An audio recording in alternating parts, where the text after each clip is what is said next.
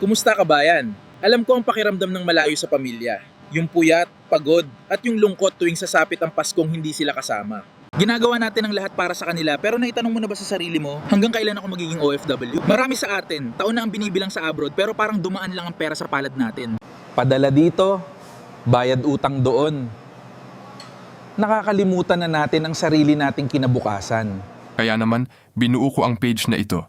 Hindi ako financial guru, kundi isang kabayan mo na nagnanais na lahat tayo ay umuwing panalo. Sa mga susunod na araw, magse-share ako ng mga simpleng tips tungkol sa Kahit maliit ang sahod, tamang pag-iipon ay susi. Iwasan ang mga budol scams, maging matalino sa pera. Ano palaguin ang pera sa MP2 at iba pang investments? At ang paggawa ng exit plan para makauwi na tayo for good. Samahan niyo ako sa seryeng ito.